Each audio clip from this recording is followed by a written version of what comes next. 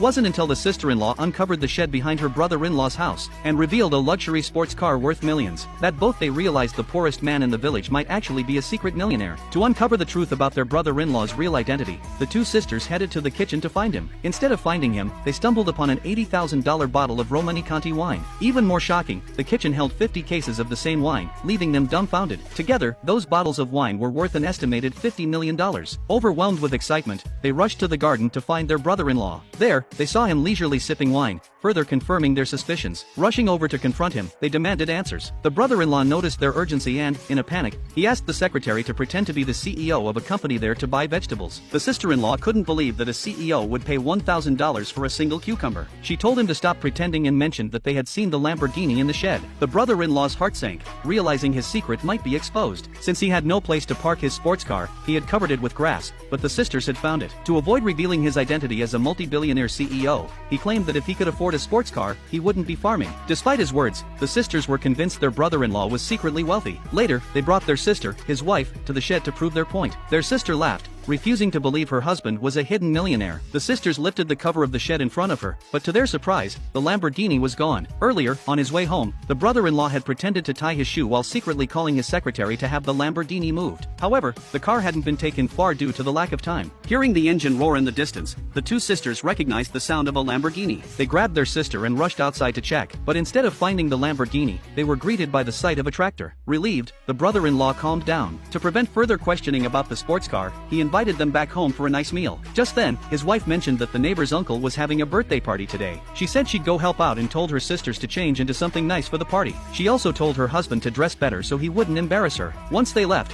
the man immediately called his secretary, instructing him to send a gift to the neighbor in the name of the company. Meanwhile, he continued his act as a poor man, bringing only 2 bottles of wine to the party. The neighbor saw his gift and looked at it with disdain, not realizing each bottle of Romanée-Conti was worth $800,000. The guests laughed at him, mocking him for being poor and coming to freeload. To hide his true identity, the man endured their insults without explanation. The two sisters, seeing the mockery, insisted that their brother-in-law was incredibly wealthy. This only caused everyone to laugh even louder. The neighbors and guests continued to humiliate him, saying that a poor man shouldn't have married such a beautiful wife. They even said that his wife was bound to cheat on him eventually. Hearing this, the man suddenly realized that his wife had arrived at the party earlier, but she was nowhere to be seen. Suspicious, he thought she might be having an inappropriate relationship with the neighbor's son. He immediately ran inside to search for her. He called her phone, following the ringtone, which led into a room. He pushed the door open and found his wife cheating with the neighbor's son. He angrily beat him up. Unexpectedly, his wife slapped him across the face. In order to ruin both of their reputations, the man dragged his wife outside. At that moment,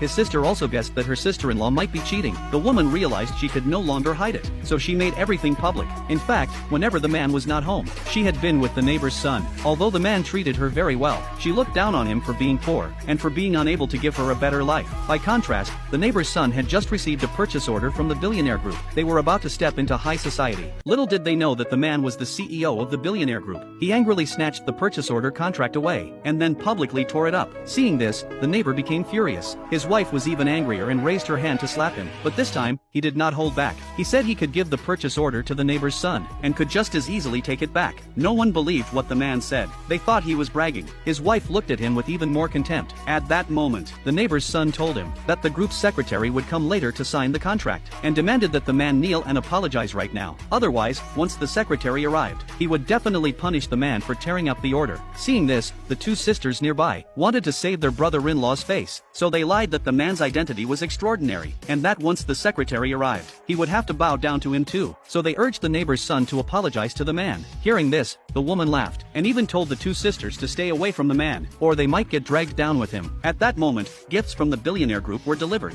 These gifts were worth $7.5 million, just to celebrate the neighbor's 60th birthday. When they saw that the secretary had not arrived, the assistant told them that the secretary was handling other matters, and would be there shortly. The woman complained to the assistant, saying that the man had not only torn up the contract, but had also claimed to be the group's CEO. The assistant said that although he had never met the CEO, it definitely could not be the man. He angrily accused the man of daring to impersonate the CEO, and warned that anyone associated with the man would be dragged into this as well. The two sisters did not abandon the man because of this. They still believed he was an important figure, but the sister-in-law did not want to be implicated, so she publicly announced that she was severing all marital ties with the man. Even though the man said he could give her everything she wanted, whether status or wealth, she did not believe him. At that moment, the neighbor was also afraid of being implicated, and their family also cut ties with the man. Looking at these people who had once been the the closest to him now revealing their ugly true colors. The man warned them not to regret it. Then he announced that he was canceling the order with the neighbor's family. After hearing this, everyone mocked him for acting so badly, saying he was addicted to pretending to be the CEO. The man said no more, and instead called the secretary to cancel the order with the neighbor's family, and to never cooperate with them again. Even then, no one believed the man. Just as the neighbor's son was preparing to sign the contract with the assistant suddenly received a call from the secretary, and announced that the signing ceremony was cancelled and that they would never cooperate again. Instantly, everyone was shocked.